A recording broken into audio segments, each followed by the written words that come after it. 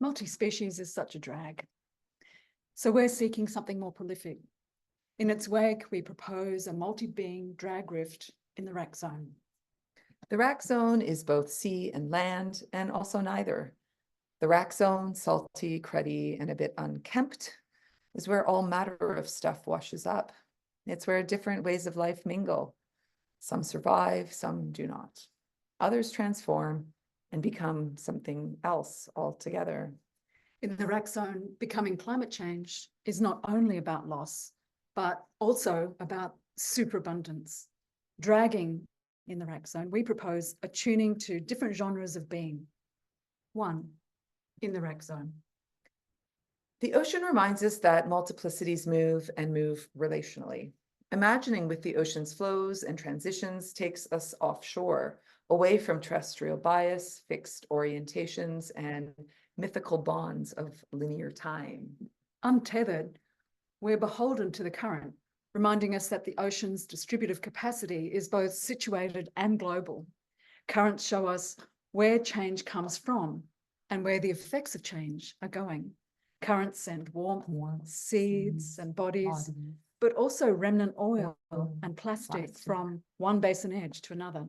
Currents and other dynamic phenomena are thus thoroughly entangled with terrestrial events.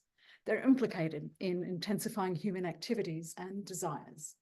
Fluxes of carbon, plastics, and other materials arriving, transforming, and leaving through river mouths, canal outlets, vehicle exhausts, rain-freshened surfaces, holiday coastlines, beneath ice sheets, and evaporating skyward. This is all to say, we know that ocean beings are vulnerable, but so too are systems, movements, relations, materialities, temporalities that make the ocean what it is. So while many humans act as though these dumped desires will never return for a reckoning, currents send them ashore as material missives of the local conditions through which they pass. And so we arrive in the rack zone. Washed up detritus, froth and spume from offshore sediment, bedragglings of kelp forests, styrofoam beads and deteriorating flip-flops. Here is the ocean pulled in, but also terrestriality pulled out. This conglomeration belies the myth of away, depositing us instead in the muddled middle. Feel the rack zone shuffle, a multi-being performance that echoes the ocean's endless movements through living and dying minerals and corpuscles. Hear the slow slide of moisture evaporating from gelatinous fronds and their slower drying twists under the sun. The currents push and pull, living and dying, as another configuration of the ocean's dynamic processes. In the rack zone, we come close to life's abundance and forsakings. Empty shark eggs, gasping fish, plastic straws and bottle tops, creeping stars and spent balloons, in all their visual, olfactory, tactile glory and gloom. And at this edge, we glimpse death and its beginnings. Broken down fish and whale body parts, sea-wrecked mutton-bird carcasses, fleshless urchin shells, braids of sea vegetables and kelp knots, evaporating pungent water to the breeze. And others long dead, sun-bleached and skeletal. Aren't racks just communities of life and its diverse processes? We describe death as an always lurking presence. But life lurks a bit as well. That's the wonder of the rack zone. Towing strands of kelp can reveal the stink of a nibbled snapper carcass or a crab scampering beneath clumps of Neptune's necklace. 2, multi-species to multi-being. The rack zone reminds us that multi-being is not object-oriented, even if it includes some things among its cast of characters. And to focus on the things is to not focus on everything that holds them. Movement, tone, texture, time, process, relation, milieu, life cycle, lifeline, matter. Our rift is thus interested in what these forms and modes of being can teach us. Beyond the narrow confines of the snaplock specimen bag of species with its snapshot of being fixed in time. We're interested in how moving beyond species and its ontological limitations and temporal ideals can teach us something about diverse unfurlings and varied velocities, about form and not only content. Categories always leak. Multibeing is a logic against inherited logics, a seaward feeling to be sure, but not that oceanic feeling and its absorptive relations erasing universalism, which is also the logic of logics. In the rack zone, we become suspicious of taxonomy. We appreciate the possibilities of pattern recognition and some kind of handhold. A blue thread, if you will. To keep us on track as we stumble along the shoreline scraps. Here, taxonomies dissolve, but they don't disappear entirely. They're reconfigured in the backwash, emerging instead as improper affiliations. This raft seeks to put species and its biocentrism to the side. This rift is an experiment in genres of being, all tending towards a new rack zone poetics. 3, gender as genre. And did we mention abundance? Genre, of course, is another word for gender. Our wager is that this rift can productively erupt by moving through gender. Which is also to say sex. Which is also to say sexuality. Which is also to say desire. Which is also to say reproduction. And while we recognize the political strategy of needing to sometimes hold these terms apart, we also know that they are thoroughly washing through one another. Alibis for each other's persistence. Under the governance logics of heteropatriarchy, white supremacy, and settler colonialism, their delineations are part of the machines of control. A deliberate sloshing or mucking around and between these terms is thus a different kind of tactic. One we might find in the rack zone.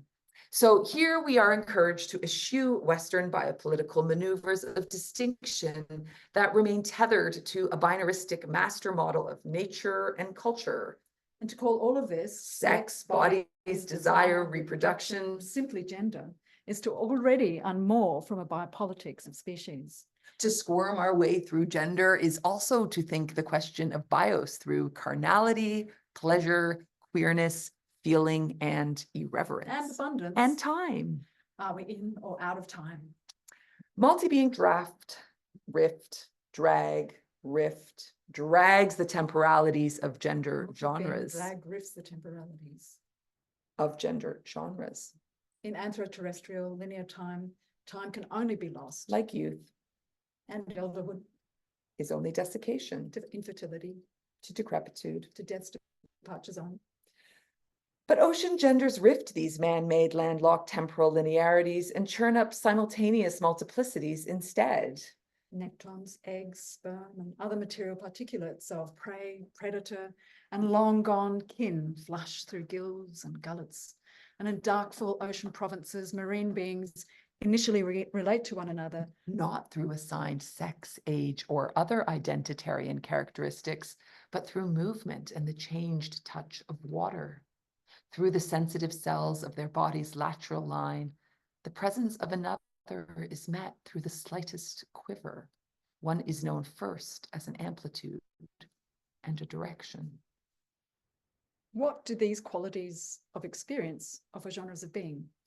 Gender as genre, gender as a kind, a class, a way, or a mode. Gender is to engender, to generate, to ungender, all as a pathway to abundance. Gender is multiple ways of being, multivalent ontologies, and multitudinous relation. In place of taxonomies of species and tied separations of gender from sex, biology from culture, or life from non-life, we'll go with the overflow. Multi-being abundance means coming into being and coming into multiple iterations of being through multiple iterations of genre. Why hedge one's bets with neat delineations, tentatively aligning oneself with this position or that? Why not instead choose the and become explosive. Go big. We're not sure if the ocean is big enough, but it's a start. So we are untethering gender from its habituated anthro-terrestrial orientations. We're choosing instead an imagining feeling toward an oceanic rack zone. Gender, flushed with ever-transitioning form and relation, local and planetary. Supersize the multiplicitous and riotous abundance of bodies and matters, movements and feelings and times and natures and that can mean all of these things. And in the rack zone, we are superabundant. Containment is futile. 4, a funny thing happened on the way to the ocean. In the rack zone, our irrelevance competes with our irreverence, and humour is also a tactic for planetary survival. We've known for some time now that we need to take seriously the argument that the ecological crisis is, even in a small part, a problem of desire. That is, desire's management, containment, and erasure. Rather than abundance and proliferation, environmentalism wants us to consume less, shrink our footprint, cut back on emissions, and live small. And while these are all laudable and in many ways necessary objectives, it is as though the gravity of climate change's existential crisis means that the only posture we can take is one of gravitas. As though the gravity of biodiversity loss insists we prepare coffins for those remaining. And we're not convinced that sober abstinence or the holding pens of grief will get us where we need to go. Following these musings along the shoreline, we want to cultivate desire, not curtail it. To revel in abundance of those still here. And inseminate what's still coming.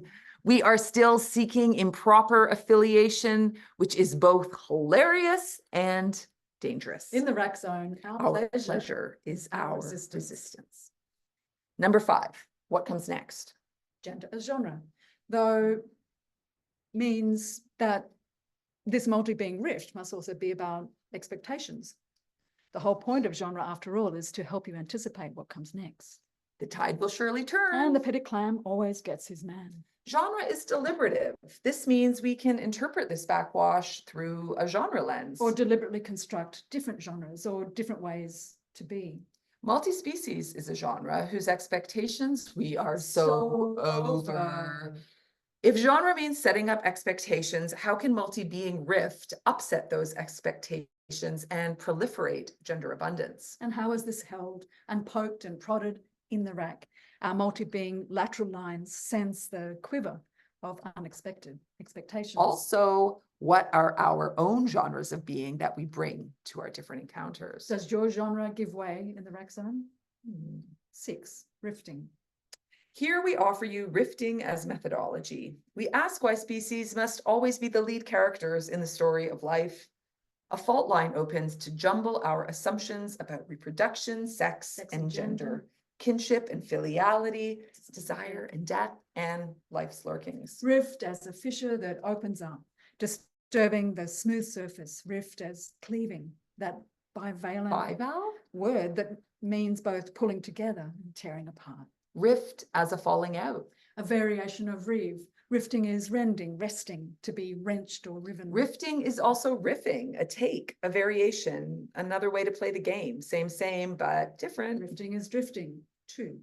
Being carried. Being dragged. To rift as method is neither ascent nor descent. But making a different way through. This rift is an invertebrate provocation. A tactic and not a panacea. It's the next thing, you know. 7, overwhelmed. We in the rack zone have been paying attention to queer activism and critique. Where pleasure and humor are survival strategies. To be clear, we mean no disrespect. We know that the extension grief weighs heavy and becoming climate changed is still a matter of life and death, even beyond bios. Rifting expectations has become imperative. How the hell else are we ever going to make it through? The too muchness of these tactics might be the only adequate response to the too muchness of these catastrophic times. So why not respond to the rising tide through exaggeration and overwhelm? Through a procession of multi-being characters that are part marine mudlark, part old world bestiary, and part teensine listicle, we embody, explore, and extend to you as well an invitation to joyous critique. Part 2, a sneak preview of the Rack Zone cast and crew. All-star lichen drag. A local filamental and guano group and pronoun culture proliferationalists. Rafting. Planetary repair shop flotsam meets algal drift. No anchor. Hang loose, drift hard. What's happening in the loose lips counter? They told me my body would float forever.